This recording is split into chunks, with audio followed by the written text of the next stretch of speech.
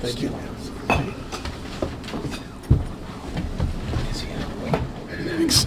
Good morning, sir. Good morning. Detective, you'll recall the other day you were sworn, and I remind you you're still under oath? Yes. Thank you. Ms. Kenny Baden. Thank you, Judge. Good morning, ladies and gentlemen. Good morning, Detective Camper. Good morning. Okay. Now, we saw each other briefly at the end of the court the other day, and we just smiled at each other, right? Yeah, yes, we did. Yes, we did. Now, we didn't talk about the case at all. Have you talked to anyone about your testimony since you've been here? No, I haven't. Okay. Now, things that I may have neglected to do the other day before we get into the discussion about the President's Council, Science Advisory Council on Science and Technology, okay? Okay. Okay. Now, there were a number of different grains or little tiny fragments from different bullets that you collected, I think 9, 16, 50, not collected, that you received 9, 16, and 52 Yes. in your testing. And they're tiny, right? Yes, they are. So you couldn't make any determination. They weren't suitable for comparison to anything. That's correct. They were not. And they were so tiny that you had to measure them in grains, correct? Well, we measure everything in grains, right. so it doesn't matter how big or small it is. Okay. And but these were tiny grains that if you dropped them on the floor, it'd be almost hard to see, correct? Yes. And there's nothing on those grains that says, hey, this was part of a bullet. It's just with your knowledge, you could say they are, correct? Yes. Yes. For the individual who's not trained like you've been trained, if you just saw something on the floor like that, you may not know what it is. That's possible, yes. And if you saw something on the street like that, you may not know what it is. That's possible, yes. And you've probably spent more time over the last few years with this gun, the Smith & Wesson that you looked at, that came into your lab as number 13, right? Probably more than anybody in the lab. What do you mean? Well, you tested it how many times? Let's see. 1, 2, I believe three times. Right. Yes. And you had it out for days when you tested it, correct? Yes. What, about 15 days all total? I don't recall how many days exactly, but I had it out, yes. For a number of days, right? Yes. And did you see anybody take this gun out the amount of times to test it that you did? Matter of fact, let me rephrase it. You were the only one testing this gun, correct? That's correct. Okay. So it's fair to say then you probably spent more time with this Smith & Wesson 38 than anybody in your unit. Yes, that Okay. would be correct, yes. Okay. Now, did you ever direct anybody to take a photograph of the gun with its barrel out and 5 bullets in? Did I do that? Did you? No, I did not. Okay. And that would not be part of your responsibility, correct? That's correct, yes. As a matter of fact, when you had the gun, it came in empty, right? Yes. With 2 other cartridges in an envelope, as you showed the jury, right? Yes, that's correct. Okay. And when you test fired it, one time you used what? Did you say Western cartridges or some other cartridge? It wasn't the A Remington, a Blazer, and a Cellier and below. Right. S&B. So when you first had the Remington and Blazer, that was in the first test. That wasn't when the Cellier and below were tested, right? That's correct, yes. Okay. And when you tested that, how many cartridges did you load into the gun? 6. Okay. So, and when you did the Cellier and Belay, you loaded 2. below. You loaded 6 cartridges. Just 2. You just loaded 2 cartridges into the Yes. gun. Okay. So there was never a situation that you loaded 6 Cellier and Belay cartridges into that gun and pulled the barrel out and asked it to be photographed. That's correct, yes. Okay. All right. Now, you also talked to us about automatic weapons, and they eject the cartridges from the Yes. barrel? And this is not very scientific when I'm going like this, obviously, but they go either right or they go left? Yes, depending on the design of the particular semi-automatic pistol. And when the cartridges eject, if they're not ejecting into sand, but they're ejecting onto something like asphalt or a hard surface, they bounce, correct? Yes. And there's been studies done on those that you are aware of, correct? Yes, there have been. And they bounce quite a long distance, correct? Sustained in that form, what did you... You've been aware of studies that have been done by different experts, such as Lucian Haig, for instance, correct? About ejection There have been distances? studies conducted to test how far a cartridge case will eject out of a firearm. There have been studies conducted, yes. And you're aware of those studies, correct? Yes, I am. And you have to keep up on those studies as part of your duties in the forensic unit, the firearms unit, Yes, okay? And you're aware that some of those studies show the cartridges eject very far, correct? Well, why don't you tell us how far you are aware of?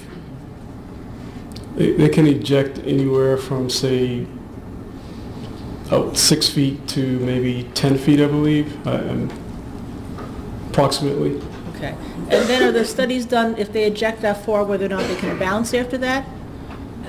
Well, once a cartridge case strikes the hard surface, it will tend to hit the surface and bounce off of the surface, yes. Okay. So therefore, the ejection rate could even be further than 10 feet?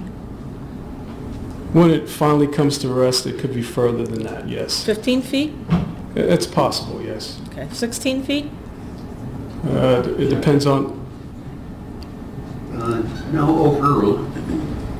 again, ejection patterns depend on the caliber of the weapon, how the weapon's held, and what the cartridge case comes into contact once it strikes the ground. Okay. All right, thank you. Now, the other thing that you mentioned the other day is you mentioned some of your training, and you said that direct training is an ongoing process, correct? Yes, it is. And you agree with that furthers your knowledge and your expertise in what you're trying to do, correct? Yes. And as part of this training, you keep up with the issues in the areas of firearms and firearms analysis that are in the forefront, correct? Yes. Yes. And as a matter of fact, to get this ASCLD accreditation that your lab has, you're, by the way, you're not accredited, right? It's the lab that's accredited. A lab accredited is just for laboratories, not for the individuals who work in the lab. Okay, and you take proficiency tests based on the state-of-the-art of what you do and how it's performed, the job functions you have. Yes, we take proficiency tests every year, yes. And as a matter of fact, as part of this ASCLD accreditation, you have to submit a detailed analysis of all the courses that you go to. Yes, that's correct. All right, and that's in a statement of qualifications that you have, correct? Yes, it is. Okay. And in that statement of qualifications, and I think you mentioned to Mr. Lee that you attended a course by Dr. Henry Lee, a criminalist. He didn't give the class, but his name was his name is associated with the class. Okay. And when you attended the class, that was a generic class on crime scene preservation, was it not? Yes, it was. Okay. Because as a member of the firearms unit, you have to know about crime scene preservation. Yes. Right. And you learned from that you would try not to add anything or take anything away from a piece of evidence, correct? Yes, that's correct. All right. Because you look at that evidence to try to do an investigation on it, and you don't want to add anything to it, right? Yes, And of course, you don't want to take away anything to it because that would hinder the investigation. that's correct. Okay. Now, I saw that you were wearing gloves when you handled the firearm, the gun, and the cartridges, one set of gloves, correct? Yes. Okay. And you didn't change gloves here in this courtroom when you handled those, correct? No, I did not. And you touched surfaces over, you touched the surface of the wood that, I with may the have. gloves, yeah. Yes. And that's because you can do that now because the weapon's already been examined, the gun's already been examined, right? Yes. And you wouldn't do that in the lab because you wouldn't want to transfer any DNA from, for instance, where you touched onto the gun, right? Yeah, but excuse me. By the time the evidence comes to me, it's already been processed for those types of things. So I wear gloves for personal protection as well because of other processes that are done Okay. on it. But if you were using the gloves to preserve the evidence, you would change gloves in between everything, correct? If I were going to handle something else, yes. Right. And in fact, you would you would look at the gun in a sterile laboratory in your unit.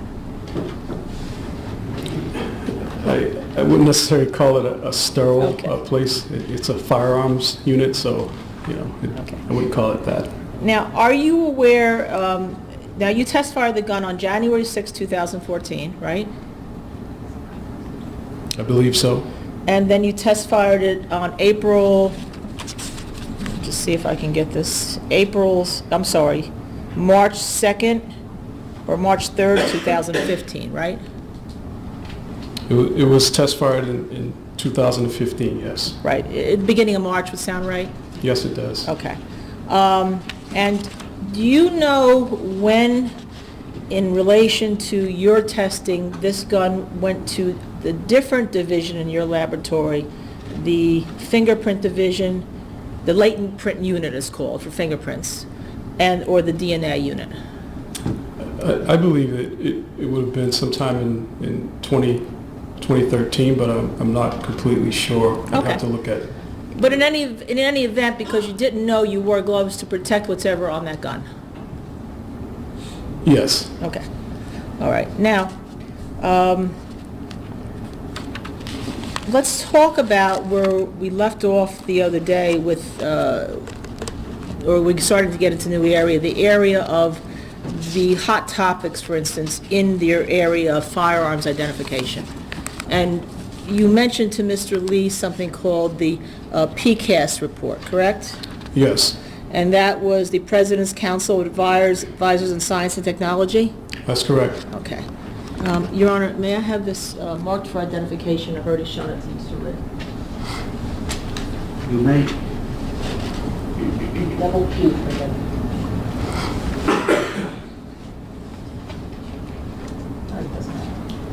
I'm just going to leave this up here with you because I have part of a copy. Okay.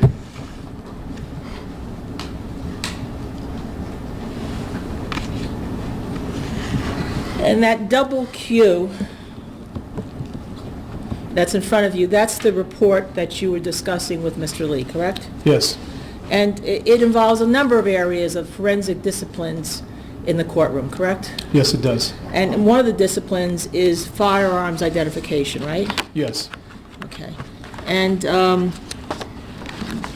that begins on page 104? Yes, it does. All right. And the area that's discussed goes to page 114? I try to tab it for ease for you, sir.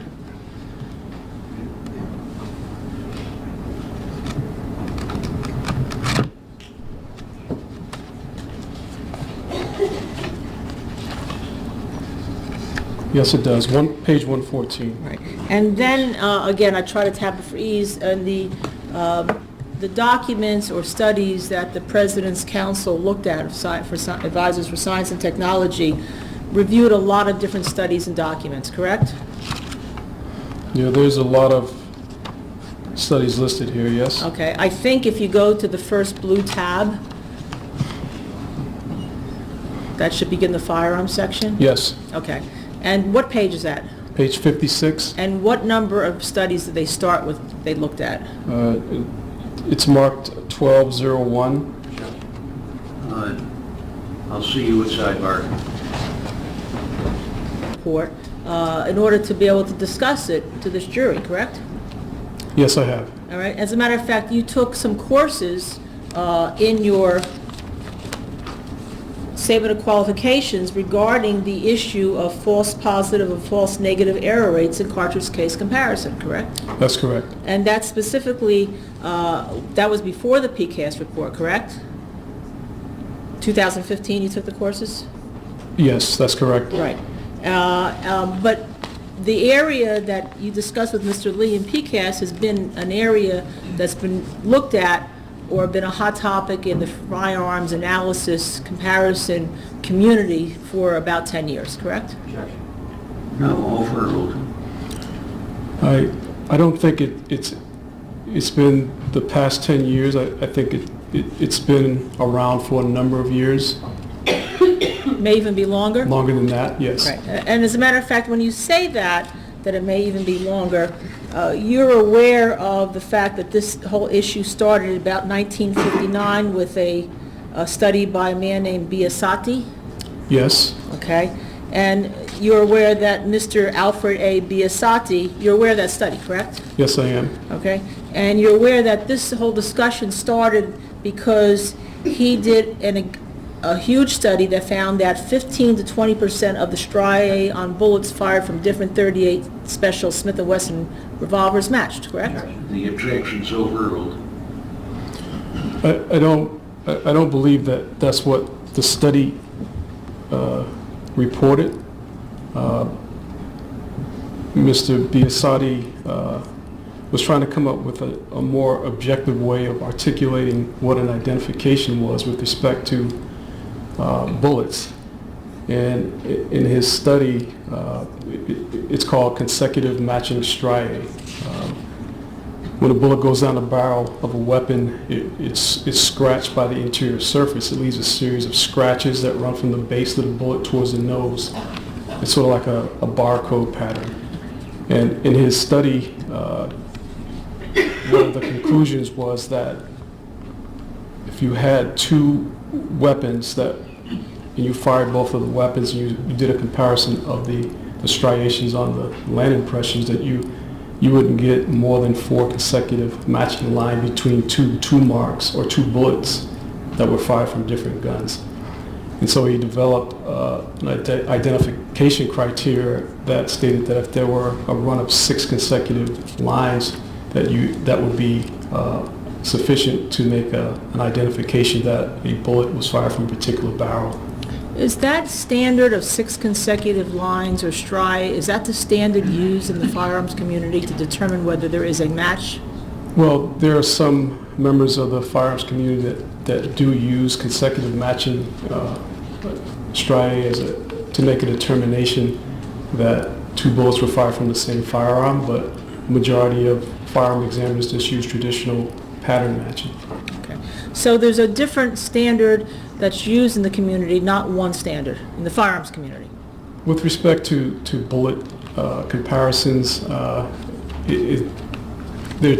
it's not necessarily 2 different standards, it's 2 different methods. One is just a little bit more of an objective way of expressing the identification using consecutive matching lines and counting the number of consecutively matched striations. All right. Now, you don't use that, correct? No, I do traditional pattern matching. Okay. And that pattern matching that you do is a subjective analysis based on what you see, correct? Yes, it's based on what I see. When I examine a bullet, I'm looking at a striation or a line, and is the line there or isn't it there? It's a line that you can see. And so yes, I use traditional pattern matching.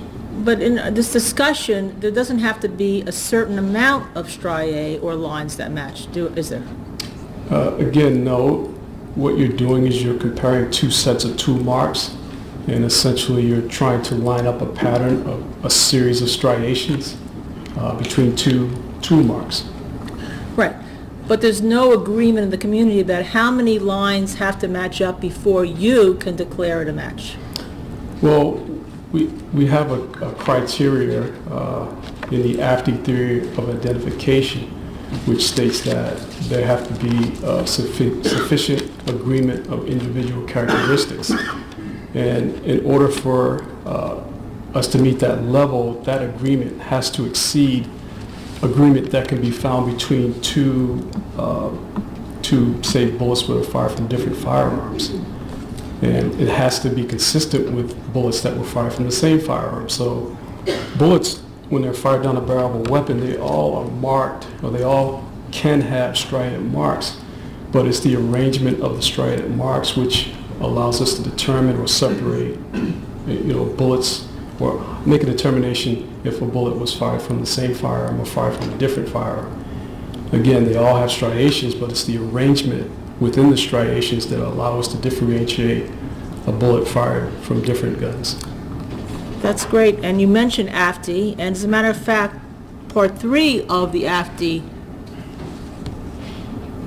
theory of identification, as it's called, correct? Yes. Is that the current interpretation of individualization identification is subjective in nature, correct? Yes, it is. Right. And as a matter of fact, AFTI, to be a member of AFTI, you have to be a person who derives a substantial portion of your livelihood from the examination of an evaluation of firearms. Yes. Okay. Now, when we're discussing the standards of being entirely suggestive and the fact there's not a certain number of striations that have to exist, and there doesn't even have to be a certain percentage of striations that have to match, correct? Sustained as to that, the form of that, the rephrase. There doesn't even have to be a certain percentage of striations that match, correct? No, we don't use percentages to sort of quantify what an identification is. No. And as a matter of fact, then, going back to our original discussion, you're aware that this has been an area of, let's say, interest in the firearms community, correct? Yes, it has been. And that's why there's courses on it, right? Yes. And to try to make the foundational basis of the science better than it presently is, correct? Well, the validity of in the practice of what we do to this point in time in history has been validated repeatedly by different types of studies that have been conducted by members of the firearm and tool mark examiner community. To date, what we're practicing is based off our theory of identification, and to date, there's been a lot of arguments about the final stage of a comparison and how we express or articulate what identification is. There is objective information on the bullet or cartridge case as a result of it being fired from a weapon, and it's our job to interpret that information and then give our result or our opinion about the objective information. Well, let's talk about that, because you said there has been a number of studies that have declared your science valid. You're aware that the Department of Justice asked the National Research Council back in 1908 to review your science, correct? No, if you're aware of that, you may answer. Could you repeat the You're aware that back in 2008, the Department of Justice asked the National Research Council to review whether your science, as you call it, had a foundational scientific basis, right? Yes. And they concluded, you know of the conclusion, correct? I don't remember what the conclusion was. Well, let me see if I can help you.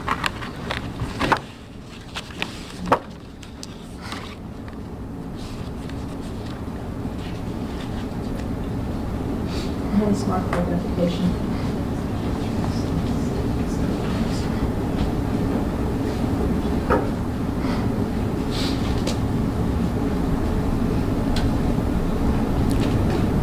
Counsel, you're asking that something be marked? For identification. RR? Yes, Your Honor.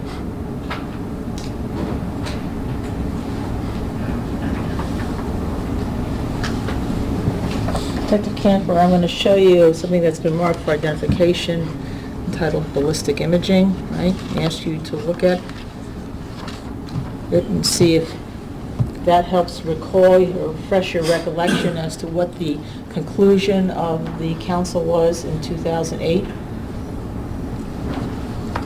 on the issue of ballistic imaging. It reads the finding the validity of the fundamental assumption of uniqueness and reproducibility of firearms-related tool marks has not yet been fully demonstrated. And so, following that,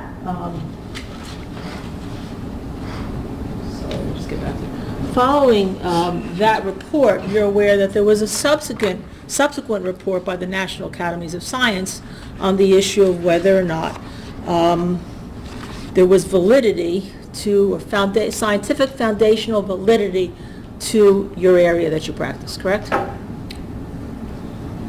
Yes. And the conclusion of that body was about the same as the previous body, the National Research Council, correct? Yes, it is. Okay. And then we get to PCAST, which you discussed with Mr. Lee, correct? Yes. Okay. Now, on the PCAST report that you have, I know you stated that your group that you're a member of had a critique because there wasn't a firearms practitioner on the group, correct? That's correct. Were you aware of whether or not there were 2 Nobel Science Prize winners on the group? Yes, they may well have been, yes. Okay. Yes. And in that PCAST report, it was also critical of the foundational validity of your area of declaring a match between a gun and a cartridge, a bullet, I should say. Yes, they're questioning the validity, and I think that our science has already been proven to be valid. I think that there's no way that you can absolutely validate a theory that's in practice. The only thing that can be done is to prove it false. And again, no one has proven what we do to be false. So the theory is still valid. Well, you're aware that the PCAST report stated specifically that the scientific criteria for foundational validity require appropriate design studies to ensure reproducibility, correct? Yes, that's correct. All right? And that because there has been only one single appropriately designed study, the current evidence falls short of scientific criteria for foundational validity, correct? That's what the PCAST report says, yes. And the study... Involves in technology changes, and in the future, perhaps the field will change to a point where a computer or a camera will be taking pictures of these images and storing them in a computer and changing the surfaces, lighting up the information that's contained on a bullet or cartridge case. It will evolve. But in the meantime, what you see, what you've shown the jury on those photographs that you submitted to the jury are all 2D pictures, correct? Yes. So you said you see in 3D, but you can't reproduce the 3D so that this jury could evaluate your subjective opinion. That's correct, but the information that I'm looking at is objective information. Well, you're not looking at measurements. No, I'm looking at the spatial relationships between the striations, the number of them, how they relate to one another. And how many striations are there on a bullet once it's gone through a revolver? I have no idea how many there Thousands? are. It could be, I wouldn't say it's thousands, but I don't count, I don't do consecutive matching striae, so it could be a number of striations. 300? I wouldn't want to put a number to it. As a matter of fact, you don't even know how many lines there are on a bullet that's been ejected from a gun, right? Because you don't do that. You do the subjective analysis. Yes, comparison, yes. Comparison analysis. So going back to the critique that the National Research Council had, and the National Academies of Science had, and the President's Commission of Science and Technology had, President's Council of Science and Technology had, you understand now why they're saying there's no foundational validity, don't you? No, I don't.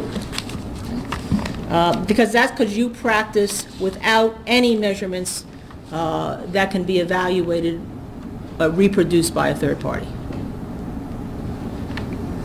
The information contained on the surfaces of bullets and cartridge casings has to be interpreted by someone, and firearm examiners are trained in that area, and we gain experience based off of our observations of test fires and evidence that we receive. And we gain experience in seeing what is significant agreement of individual characteristics between tool marks. So over the course of our careers, we develop an eye for what we do. And although the final stage is subjective, it's still objective information contained on the surfaces of those bullets. But we still are the ones who interpret that until at some point in our history we change. But until that happens, we are the ones who interpret the information, and we draw our conclusions from what's left on the surfaces of the bullets and cartridge casings. But in none of your reports is there one measurement, except on, correct? That's correct, yes. Now, you tested the gun with the Cellier and below ammunition, on, as we said, in early March 2015, correct? Yes. All right. And by that time, you already knew this was the Aaron Hernandez case, correct? At that point, yes. Okay. And you're aware that another hot topic in the area of forensic or analysis or firearms analysis is the area of having a cognitive bias, correct? Yes, I'm aware of that. As a matter of fact, you took a seminar that you put on your statement of qualifications from somebody named Dr. Dror at Harvard, right? Yes. And that seminar was to try to let you become aware that there is this cognitive bias, right? Yes. All right. And that there is sometimes in high-profile cases tunnel vision, correct? It could be, yes. Right. Yes. And the seminar was so that you can try to avoid that, correct? Yes. Now, when did you first become aware this was the Aaron Hernandez case? I would say sometime in 2013, in June or around June or so. Well, you didn't testify at grand jury, correct? No, I did not. But you did talk to Detective Sullivan and told him your findings on the matter before he went to grand jury, correct? I don't know if I reported my results to him, but I don't know when he went to the grand jury. All right, let me see if I can refresh your recollection on that. Your Honor, may I have this mark this for identification? Yeah.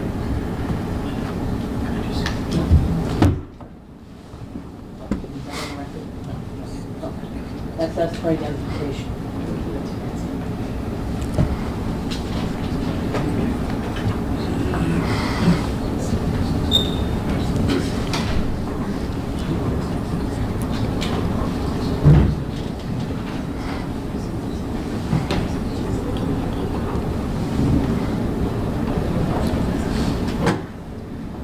Let me show you Detective Sergeant Camper. And I only have one copy of this, so if you don't mind if I stay here. Not at all. Okay, thank you. What's been marked SS for identification, grand jury testimony, just a portion of it. And ask you and read that to yourself, and if this would refresh your recollection as to when you would have had to told Mark Sullivan your findings.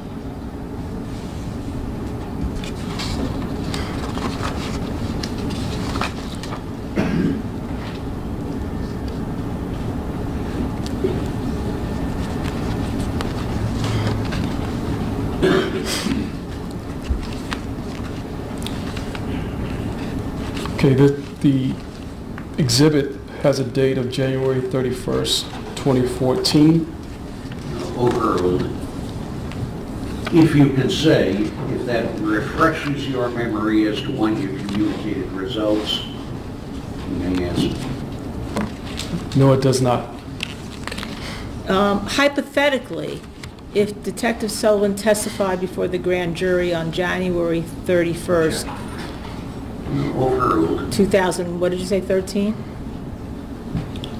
2014. 2014, and conveyed your opinion on whether these items, the gun and the bullets matched, would you have had to speak to him, would you have had to speak to him before that? Yes. Okay. All right. And you don't make any notes of that, because there's no reason to, right? That's correct. Right. Well, yes, that's correct. Okay. All right. But you would have known then that this was the Aaron Hernandez case back then, correct? Yes. All right. So in the area of doing studies, do you know what a blind test is? Yes. Okay. Do you know what a double-blind test is? I'm somewhat familiar with it, yes. And a blind test is what? You tell the ladies and Well, gentlemen. it's I guess you're giving sample A and sample B, and for peanut butter, for example, you're giving sample A, sample B of peanut butter. You don't know which one, you don't know what it is, and you're asked to give an opinion about it. So you're unaware of what you're testing, or what you're sampling rather. Okay. And do you know what is a double-blind test? You can tell the ladies and I gentlemen. think double blind is where the persons who are creating the test and the people participating in it aren't aware of each other. Okay. Now, you would agree, sir, that when you look at much of the pictures that you have, that there's a number of striations you cannot make out whether they match the other side when you had that double screen up of the bullets, right? Yes, that's correct, yes. Okay, and there's a number of striations that also didn't match on many of those pictures, correct? That's correct, yes. Okay, and how many striations do you have to have that don't match for you to declare this not to be the same weapon, the same gun? Again, it's pattern recognition. See agreement that exists between the striations on one bullet compared to the striations of another bullet. You know, it's like a barcode. You line up the striations, you see if they're in agreement with each other. But there isn't any set number that I'm required to have in order to make an identification. Detective Camper, when you use the term striations, and when you've been asked about striations, are striations different from what you testified the other day regarding lands and grooves? No. The striations are contained within lands and grooves as a result of being fired down the barrel of a weapon. Well, do they mean the same thing? Is a striation a land or a groove, or is it something else imparted onto a land or groove? Striations is something else that's imparted onto a land and groove as a result of a bullet being fired down the barrel of a firearm.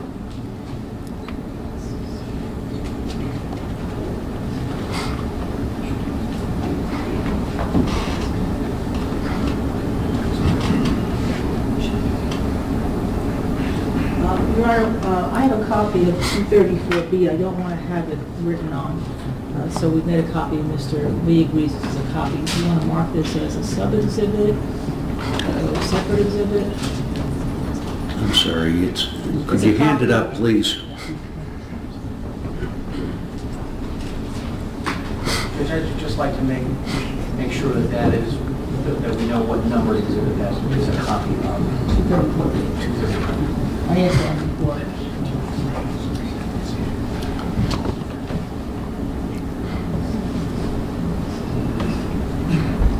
All right, to the extent that's different from the exhibit already received, we'll receive that as the next numbered exhibit here.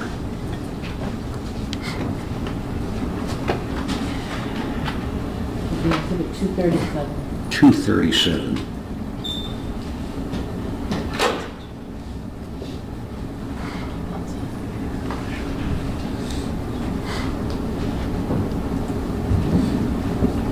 So I'm a novice at this Elmo, so.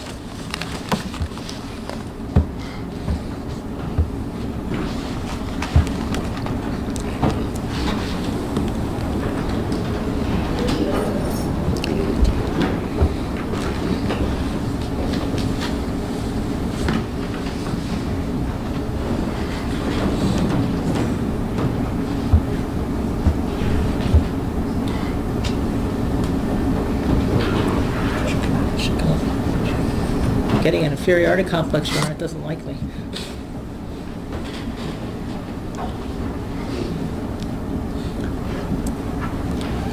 Is the system working or not working? Second warm-up.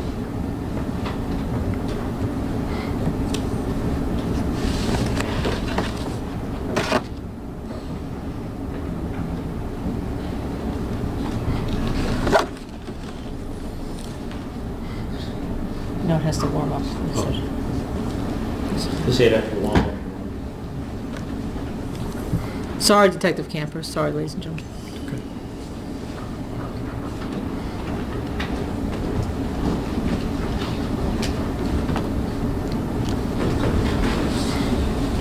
Still not happening.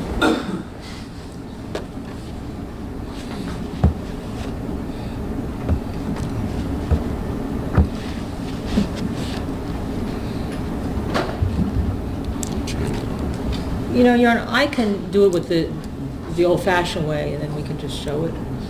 Is that okay? It's fine. Is that okay with you, rather than say time? But if you'd rather use that, we'll get it operational. That's fine. We can do it and then we can show it.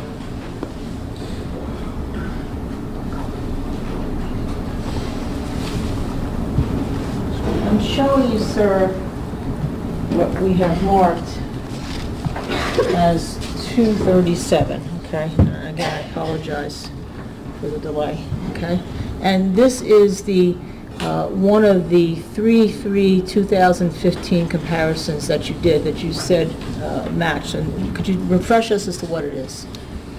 Okay, it's a photograph of item 5 from case 12-581 to test fire TC 14 from case 13-554. And what exactly is that? The Cellier and below test fire to item 5, the bullet that was found at the scene? Yes, it is. Okay, all right. And that item 5, that bullet that's found at the scene, that stays item 5 in your records all the time, so we know what we're talking about? Yes, it is, Okay. yes. So the bullet is on which side, again? The evidence bullet is on the left side, and the test fire is on the right side. Now, you're looking at this, do you see on the left side and the right side, here, way up, I'm going to have you mark it, I'm going to show it, circle it, where this striation does not go in, goes down and does not go into that? Yes. Could you just circle that? Okay. And you see up here where there appears to be nothing that could be matched? Yeah, at the top of the photograph, it's out of focus, and so that was not the area that I was focused on with respect to this So photograph. nothing, because it's out of focus, even when you see it, nothing can be matched. Could you circle that? Sure. Thank you.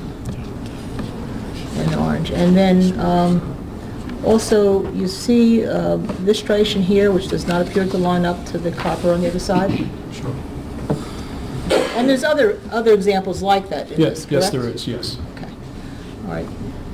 If this has warmed up, I'd like to show it. If not, I'd like to pass it around, Your Honor. You may, through our court officers. Yes, of course. Doesn't appear to be working, so I'd just like to pass it around. Thank you. I apologize.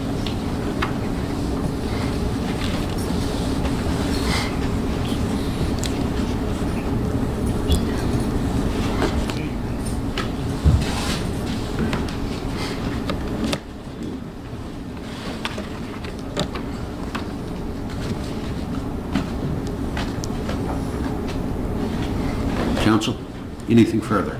I'm just waiting to finish. While they're looking at that, I'll try to use this. This is a copy of exhibit, oh, I'm sorry, this is KK. I have the original. Let me see, counsel, at sidebar. You see the lands and grooves here, the indentations and the upward marks. They're pretty clean and pretty clear, correct? Yes, they are. But that's not the way it is on a real-life evaluation. Things aren't clean and clear, correct? Yes, there are random imperfections left on the surfaces of the lands and the grooves inside of a barrel. Right. Thank you, Detective Camper. I think I was a little longer, but I hope I was, as I promised, short enough. You're welcome. Thank you. Is there any redirect? Yes, sir.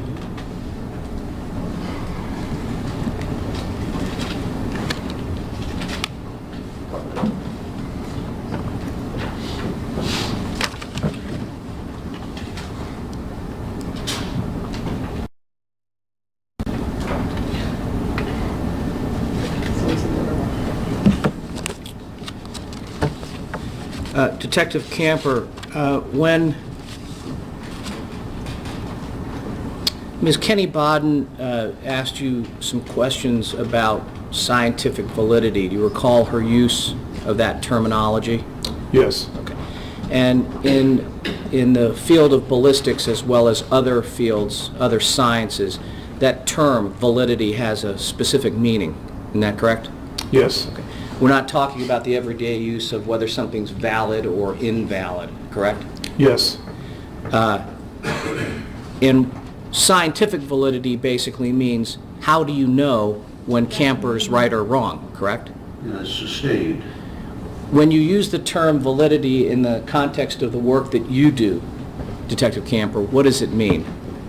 It means that the practices, the methods, the procedures that I use are valid, and the methods that I use are applied to the examination of the items of evidence. An examination or casework is essentially an experiment. We have to answer questions about the evidence. We apply the scientific method in that process. Well, did this weapon fire these items of evidence?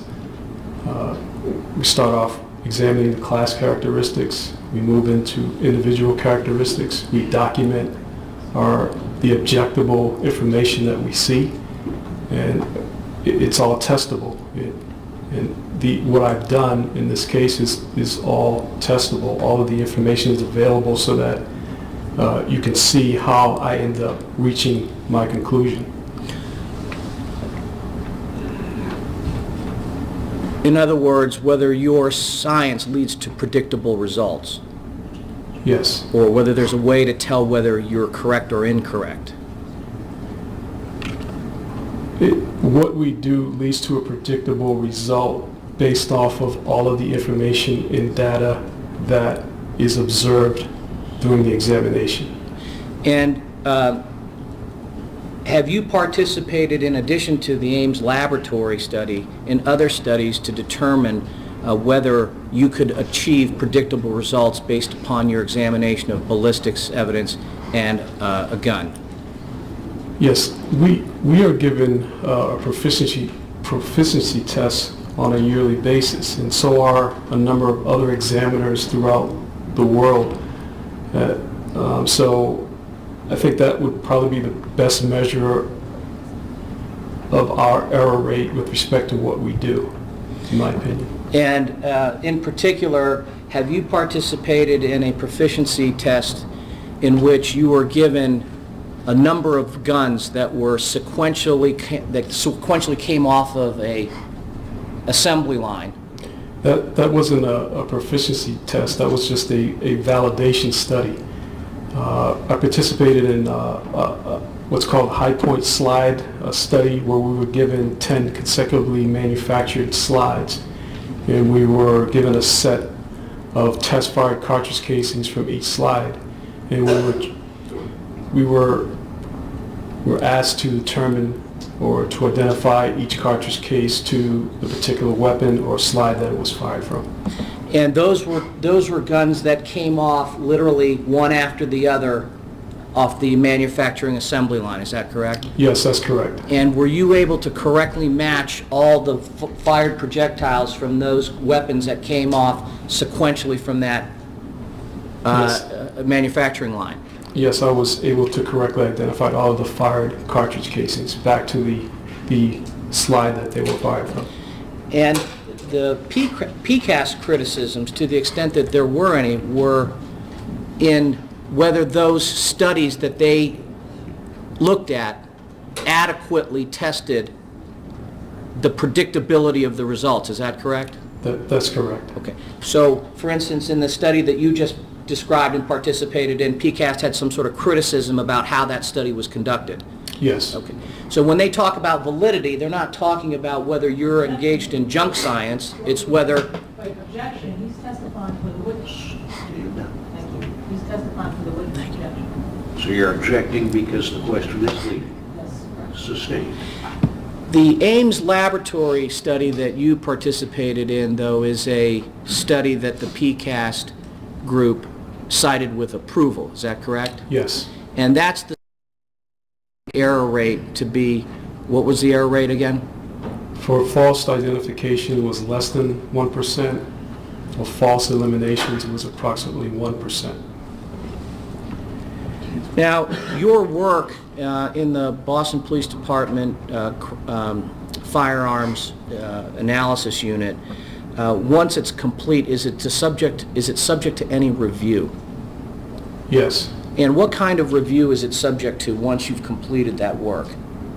Well, once I have reached a conclusion of an identification conclusion, my conclusion has to be verified by a second firearm examiner before I'm able to report it out, or verbally or in written form. And was that done in this instance? Yes. And who was the person who reviewed your work at the firearms analysis unit?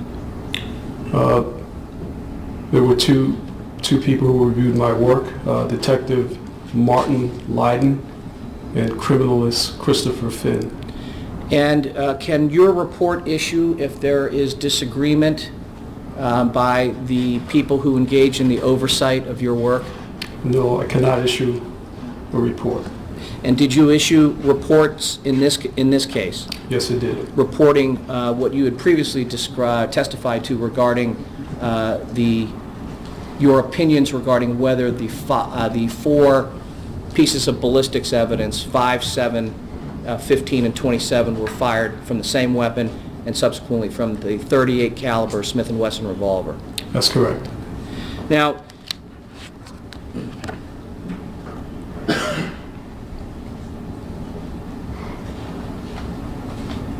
Ms. Kenny, BADEN asked you some questions about the photographs that we had put into evidence, and I think she was specifically referring you to what was previously marked as exhibit number 234A. You recall looking at that? Yes, it did. Now, Detective, again, just to remind the members of the jury, the photographs that are in evidence, do you use photographs in any way to come to your conclusion? No, I don't. Okay, and that's because there are some shortcomings with photographs, is that correct? Yes. And what are those shortcomings? Well, the photograph is in 2 dimensions, and when I'm examining the items, it's in 3D. I'm looking through the oculars on the microscope. The camera is mounted on top of the microscope, so you're looking at the camera's perspective, and it's different from mine. And do you make use of photographs at all when you draw your conclusions to a reasonable degree of ballistic certainty about any pieces of ballistics evidence? No, I don't. What is the purpose of taking the photos then? To support your conclusion.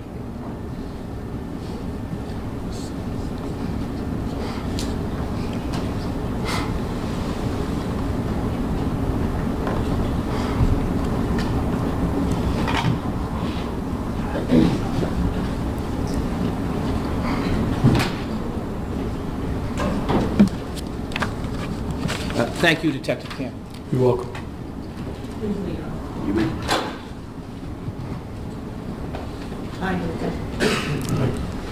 Detective Camper, this was a 104-year-old firearm, correct? Yes. Okay, fair to say it's the first time you've seen a 104-year-old firearm that you've had a test in your unit? I wouldn't say that, no. Okay, so you've had more experience in older guns too? At different points in my career, yes. Okay, how many would you say? I don't know, over 50. Okay, 100. and, great, I'm sorry, I interrupted you, go ahead. Could be 50 to 100 or even more. Okay, now in all those 50 to 100, including this gun, when you say that other detectives had to review your work and agree with it, that's other detectives in the unit, correct? Well, Martin Leiden, Detective Leiden is a detective, and Mr. Finn is a criminalist. Okay, and all 3 of you work for the Boston Police Department, correct? Yes. Okay, so there's no independent peer review of your work, correct? Outside of our unit, no. Right. No. And in fact, one of the criticisms that the PCAS made that you just talked again with Mr. Lee about was that even on that AIM study, it had never been peer reviewed, correct? Yes, that's correct. And that, when they wanted to see more studies like that, but peer-reviewed, correct? Well, I think you're kind of confusing the issue. The difference, the AIM study, we were given a set of cartridge casings to examine. We examine them, and we reach our conclusions. We send them back. They're not peer-reviewed by another member of the section to ensure the quality of the results. No, and I understand that. What I'm saying to you is because you told this jury you're familiar with the PCAST study, the criticism the PCAST had of the AIM study is that it had never been peer-reviewed independently by a third party. Okay, yes, yes. Right. Now, Exhibit 234A that Mr. Lee just mentioned to you about, that the photograph is in 2D, you said there are shortcomings, correct? Yes. But there are no shortcomings in the area where it shows it does not match, correct? Well, that should happen in items that are fired down the barrel of a weapon. You will have some differences between bullets, yes. Right. And again, there's no standard in the United States among your firearms examiners of how many differences there can be that would make you say it's not a match. Other than the theory of identification, yes, that's correct. Yes. Thank you, sir. You're Thank you very much.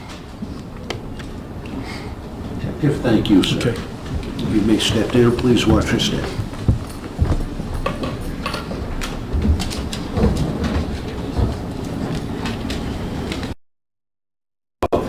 Commonwealth calls Kristen Toll.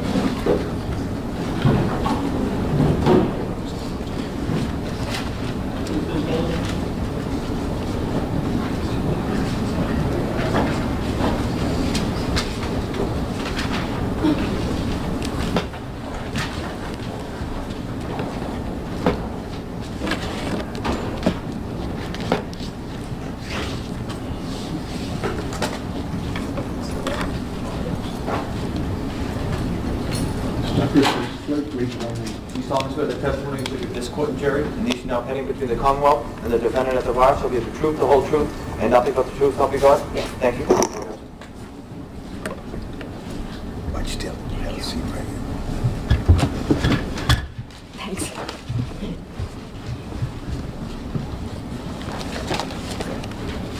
Mr. Lee. Thank you. Good morning. If you wouldn't mind, could you just please introduce yourself to the members of the jury and spell your first and your last name? My name is Kristen Tolan, KristenTolan, and I work at the Boston Police Department's latent print unit. And Ms. Tolan, how long have you been employed at the latent print unit in the Boston Police Department? I've worked there since November of 2005. And can you tell us what your current title is there? Criminalist 4. Would you please explain for the members of the jury what a criminalist 4 is and does? Sure. I am responsible for processing evidence that is submitted to our lab, as well as going to crime scenes, and I also compare fingerprints that are found at crime scenes and on evidence to known impressions that are submitted in the case.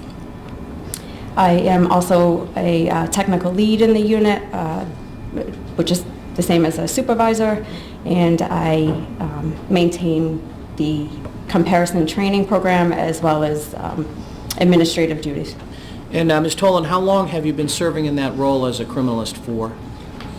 For about 3 years now. Could you tell us a little bit about where you were prior to becoming a criminalist 4 since you've been at the Boston Police Department latent print unit? Sure. When I started back in November 2005, I entered the unit as a criminalist, which is an entry position, and I was responsible for just processing evidence for the recovery of latent prints. I then was promoted to a senior criminalist, which involves going through the comparison training program, and my additional responsibilities included comparing latent prints in addition to processing. And then we had a title change occur within the unit, so my title of senior criminalist got changed to a criminalist 3, and then I was promoted to a criminalist 4. So I take it a criminalist 4 is a promotion from criminalist 3? Correct. Can you tell us a little bit about your formal education, starting with your undergraduate work? Yes, I have a bachelor's degree in criminal justice from Westfield State University and a master's degree in forensic science from the University of New Haven. What kind of training have you received in connection with the work that you do in the latent print unit? I have received in-house training as well as training from outside agencies. I believe it's been a little bit over 1,000 hours of training, and it involved crime scene processing, photography, latent print processing, and latent print comparisons. And has the latent print unit received ASCLD accreditation for the work that it does? Yes, And when was that? 2009. Do you yourself have any certifications in connection with the work that you do? Yes. And could you explain to the members of the jury what a certification is? Sure. A certification basically recognizes the education, training, experience, professional expertise, knowledge you've gained. I'm a certified latent print examiner as well as a certified crime scene analyst. Do you undergo regular proficiency testing in connection with the work that you do? Yes. And that proficiency testing, is that conducted by an outside agency? Yes. And what kind of work does that entail? I take 2 proficiency tests on a yearly basis. One of them is for processing evidence, and the other one is for comparing fingerprints.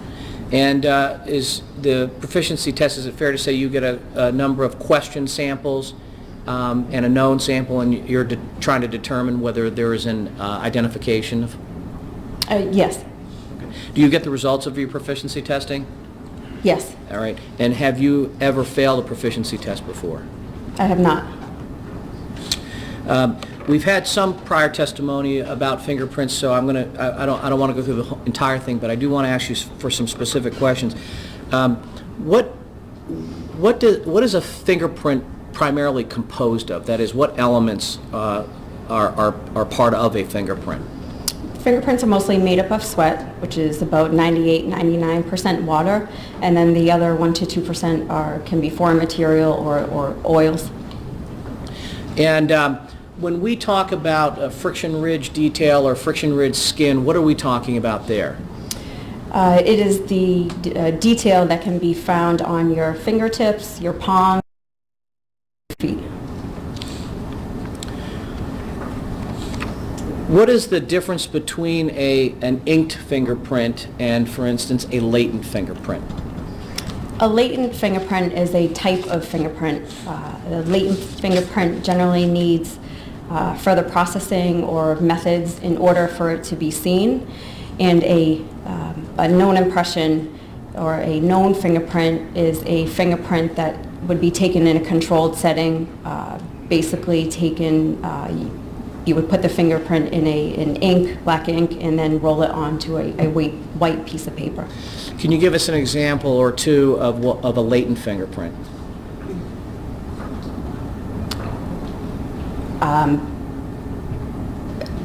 Sorry, do you mind asking that? Well, generally speaking, are all prints visible to the naked eye? No, sorry. So a latent fingerprint generally can't be seen, so it needs further processing. And so in order to develop that, we would use further methods. You could use different light sources, super glue fuming, dye stains. And those are techniques to help bring out the print so that it's more visible? Yes, that's correct. Could you explain just briefly for the members of the jury the concept of super glue fuming and dye staining? Yes, so when an item comes into the latent print unit, we actually do a visual examination. That's generally done with the lighting in our lab. You could also use a flashlight at an oblique angle to view all the surfaces on the item, and sometimes you can see ridge detail at that stage. We then move on to superglue fuming, where we put the item into a chamber. Superglue is heated up and it will turn to a vapor and basically adhere to those components of the fingerprint. So as I said before, the sweat, the 98-99% water, and turn that ridge detail a whitish color so you can now see it when you take the item out and do another visual examination.